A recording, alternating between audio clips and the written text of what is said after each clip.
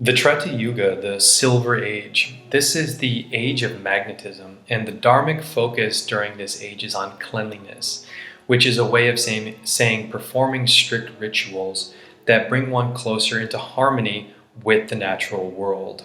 And these rituals are done, they can be done individually, but they happen collectively in society. And so practicing the path of dharma is focused on collective ritual performance. So humans live for 1,000 to 2,000 years long and are slightly smaller in stature than the Golden Age, so 12 to 18 feet tall. The earth is less etheric and pure as it once was, and the ability to perceive the subtlest of all energies is therefore diminished. So manifestation from internal intention into the outward world takes more pranic energy, takes more work to do than the automatic realization of one's thoughts into your everyday environment. So the idea of separation and duality is now experienced. So instead of all of the earth being connected, all of creation having this unified, harmonious aspect to it, there are now specific deities, different manifestations of all that is, are in charge of maintaining different parts of nature, and doing rituals is to bring those aspects of nature into harmony, such as an air deity or a water deity or deities of certain plants. Now since there's this separation, people see the separateness of all things.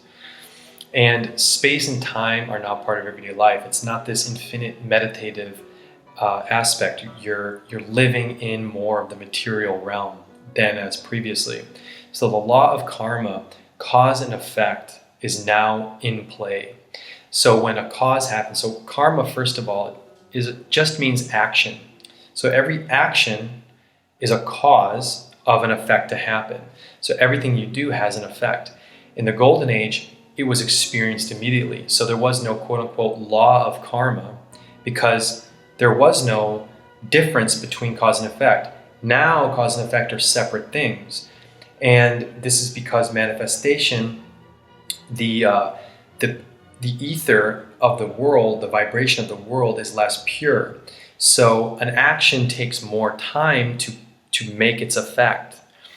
And these effects gradually form impressions on the soul because they're not experienced as quickly. So they build up on the soul, and the soul, the individual aspect of the self in the material realm, the person needs to clean off these effects through focused meditation, and to clean them off so as not to have to experience these effects, but through meditation, the work of liberating oneself from cause and effect. This process has to be done, or else the effects are felt in a direct way. So truth begins to be being based on one's karmic projection, so one's experience of cause and effects. How quickly or how slowly one is receiving the effects of what they do is giving one a more singular, individual idea of what truth is. So there is in this time period, as was mentioned in the late Golden Age, and now here into the Treta-yuga, the development of class-based societies. So divisions of labor based on the level of one's consciousness and natural abilities, and which is different from the caste system now, which people are born into a caste and they can't leave. In the original understanding and the original display of the caste society is that a person, whatever their spiritual development is and whatever their natural abilities are, you go into that class. And so the four classes are the Brahmins, the Kshatriyas, the Vaishyas, and the Sudras. The Brahmins are the teachers, the people that are administrating the religious ceremonies, the people that are maintaining the knowledge, the passed down wisdom of society to pass on to the next generation.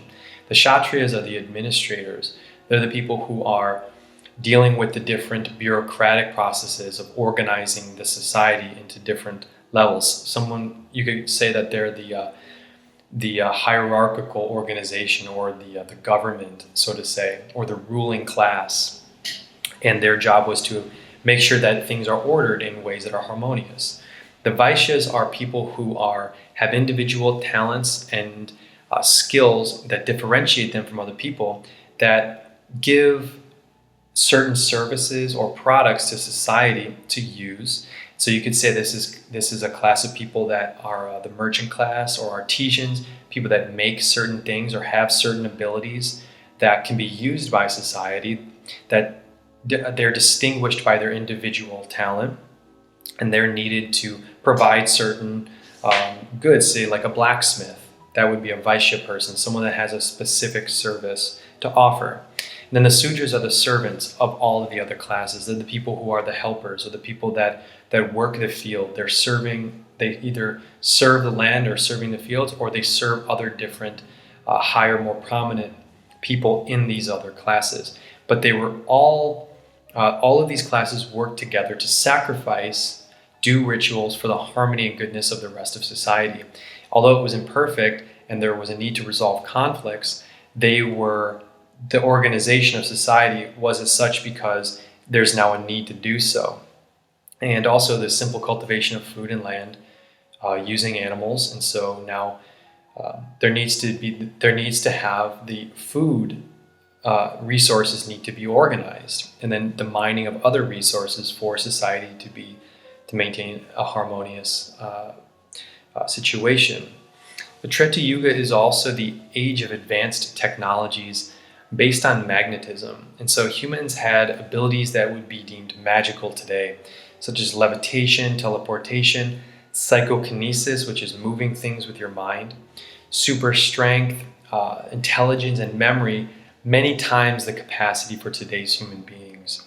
And if you read the Ramayana, which is one of the classics of the Vedic literature, you'll see all these fantastic examples of humans doing amazing things, and also the Puranas, which are the mythologies of the Vedas. And the beings are living in the Treta-yuga, and they have these amazing powers that are not available to us today. And that's because of this advanced age where there are technologies, and technology isn't just an instrument. A technology is an inner power as well. So this age of magnetism, using magnetic forces in order to have certain powers or certain control over the material realm. And it's because of this internal potency, this internal pranic energy is much stronger in human beings, that magnetic attention inwards that was most prominent during the Satyuga is then turned outwards. And so the ability to cultivate powers, utilizing one's intentions and the magnetic forces, all of this is now in play. And so there are much more fantastic accomplishments in society because of this raw ability of the people, and also the conditions, the magnetic environment and the etheric conditions of Earth are giving this expression during this age. And so during this time, because of these powers, there's the development of idyllic cities in harmony with nature. So building of the pyramids, one idea of the building of the pyramids is that they were used, the blocks that are so heavy were lifted using magnetic force fields. And this has been done, you can do this today. People have levitated rocks using magnetic for energy fields. But we're taught that the pyramids were, if you imagine the most difficult way to build a pyramid, that's how we're told they were built, dragging the blocks on wood rolls. But this would have, of all of the cities that have survived and the pyramids themselves, I'm suggesting that if the pyramids were built during the Treta-yuga, they were built with magnetic, using magnetic energy, as well as the other cities and civilizations in these cultures. These powers were available to be used. And this is an image of Sati, and she was disgraced by her father who insulted her husband Shiva. And at the wedding, she gave her soul up. And I wanted to just include this to show this internal potency of people, of someone who has such power and such internal, conscious, spiritual energy that she can give up her body and her soul can leave her body upon command.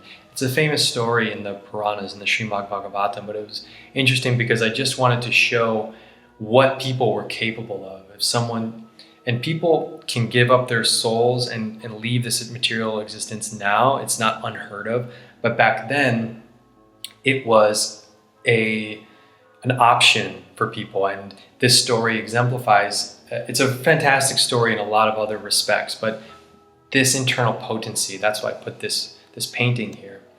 And as I was speaking of the magnetic abilities of the magnetic technologies, Vimanas are one example. And Vimanas are flying cities that would fly silently through the air. And they were using what we would call anti-gravity technology, or using magnets in order to create force fields, to the point where you could take a whole city and move around. And the photo on the left is a temple, but you can see the resemblance between this painting and that temple.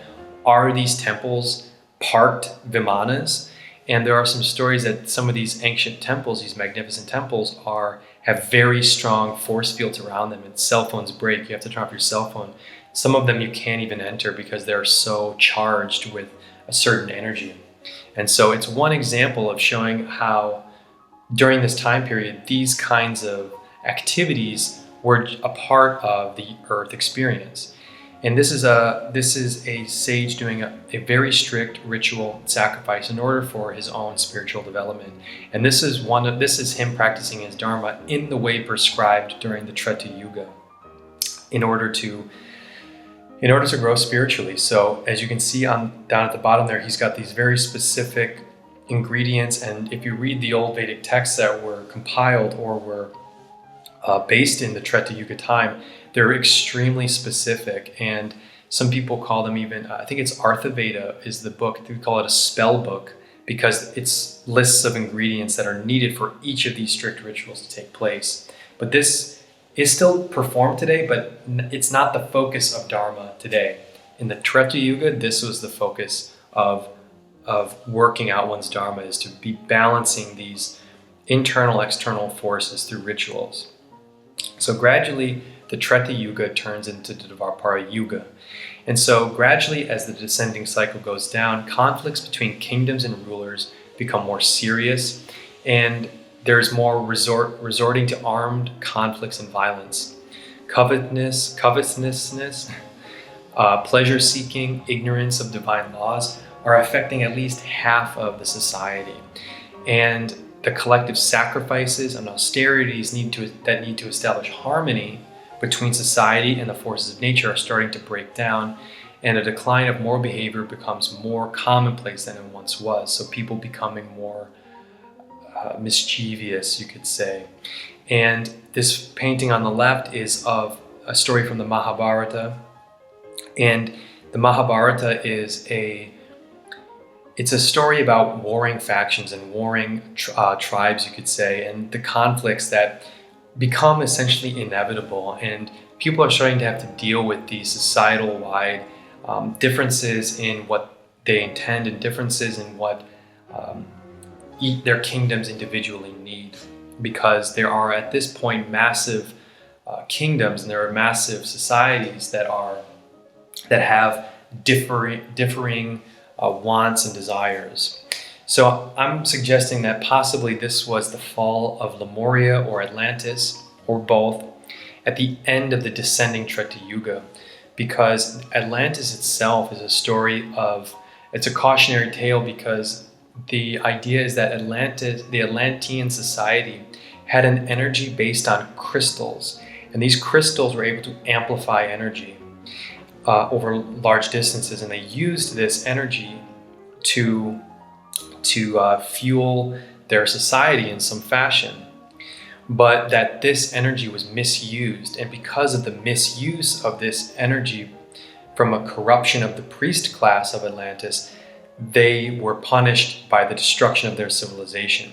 So as the Treta becomes into the Dvapara yuga, and society is starting to break down and become more and more corrupted on all levels, that there could have been a destructive event around this time period. And Atlantis and Lemuria and these older paradise civilizations that were paradise societies are becoming gradually they're disappearing because of the decay of human behavior.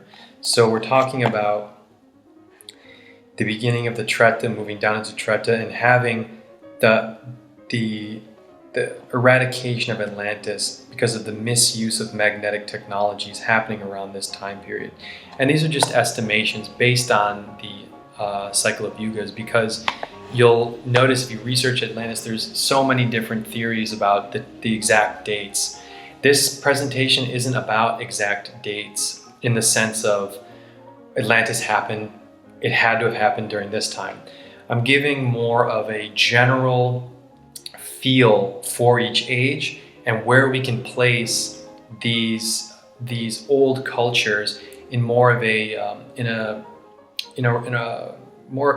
if we contemplate on what these cultures were about, and knowing the cycle of ages, we can give approximate estimations from for when they could have fallen and why they could have fallen. And I'm saying that Atlantis would have fallen here because of this misuse of magnetic energy at the end of the descending Treta-yuga. So next we're going to talk about the Bronze Age, the Dvapara Yuga.